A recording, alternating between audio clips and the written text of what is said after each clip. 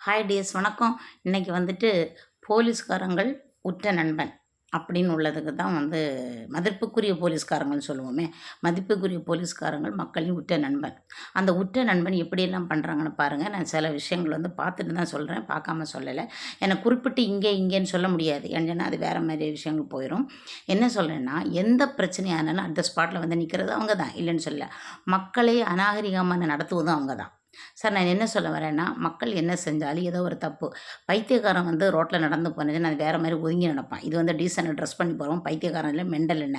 அவன் தெரிஞ்சு தான் செய்வான் சில விஷயங்கள். இதனால என்ன நடக்கும்னு தெரியும். தெரிஞ்சு தான் செய்வான். சரி, ஒரு மாரி குடிகாரனா இருந்தாச்சுன்னா, ஏதோ குடிச்சுட்டான்னு சொன்னா, அது வேற மாரி. அது நமக்கே தெரியும் ட்ரீட்மெண்ட் எப்படி பண்ணணும் அப்படின்னு சொல்லிட்டு. தப்பு எங்க, எப்படி, எவ்வாறு நடக்குன்னு கேட்டு ஆராய்ஞ்ச பிறகு தான் அவன நீ உடம்புல கை வைக்கணும். அதுக்கு முன்னாடி உடம்புல கை வைக்கிறது எந்த அதிகாரம் யார் குடுத்தது? யார் குடுக்குறா அந்த அதிகாரத்த? உனக்கு மேல பட்டாலும் அடி தான், என் மேல பட்டாலும் அடி. எனக்கும் வலிக்கும், உனக்கும் வலிக்கும். போலீஸ்காரன் உனக்கும் வலிக்கும். சரியா? உங்களுக்கும் வலிக்கும். இல்லாமை கிடையாது. அதனால கண்டிப்பா அநாகரிகமான முறையில மக்கள நடத்தக்கூடாது. புரியுதுங்களா? இந்த ரோட்ல வச்சுட்டு அநாகரிகமா கேட்கும்போது இன்னைக்குள்ள லெவல் அவங்கயும் உயரத்தான் செய்யும். இப்ப நல்லா உங்களுக்கு தெரியும், தஞ்சாவூர்ல நடந்த நிகழ்ச்சி நான் இத சொல்லல. நிகழ்ச்சியே தெரியும். அதனால எந்த விஷயமா இருந்தாலும் தீர விசாரிச்சு நடத்தும்போது அது கரெக்ட்டா தெரியும். இப்ப நான் என்ன சொல்றேன், திடீர்னு ஒரு சின்ன ஒரு விஷயத்த சொல்றேன்.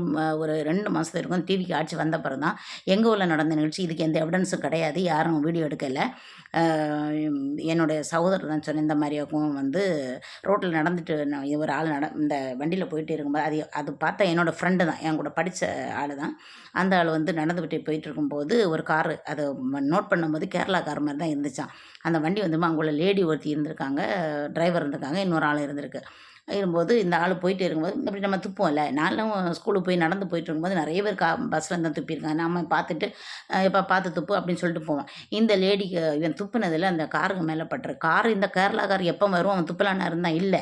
அப்படி இருக்கும்போது அந்த கார் இருக்கும்போது துப்புனோடனே இந்த லேடி என்ன பண்ண சடனாக பிரேக் போட்டு இறங்கி அந்த ஆளுக்கு ஹெல்மெட், அந்த ஆளோட ஹெல்மெட்டை வாங்கி மண்டையில் ஒரு 4-5 அடி சாத்திட்டா.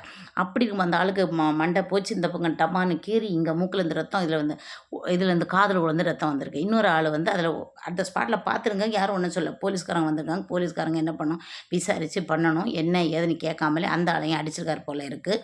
அதுக்கு பிறகு இதில் கூட்டிகிட்டு போயிருக்காங்க, போலீஸ் ஸ்டேஷனுக்கு கூட்டிகிட்டு போயிருக்காங்க. ஆனால் அந்த ஆளை ட்ரீட்மெண்ட்டுக்கு கூட்டிகிட்டு போகல. அதுதான் உண்மை. அதனால் போலீஸ்காரங்க இருந்தாலும் மக்களை பாதுகாக்கணும்னா நல்ல வழிமுறையை நடத்தி பாதுகாப்பு கொடுங்க அப்படின்னு உள்ளதை நான் கரங்கூப்பி நான் முதலமைச்சருக்கும் கேட்டுக்கொள்கிறேன். நன்றி, வணக்கம். மக்களை பிடிச்சிருந்தா கமெண்ட் பண்ணுங்கள், சப்ஸ்கிரைப் பண்ணுங்கள்.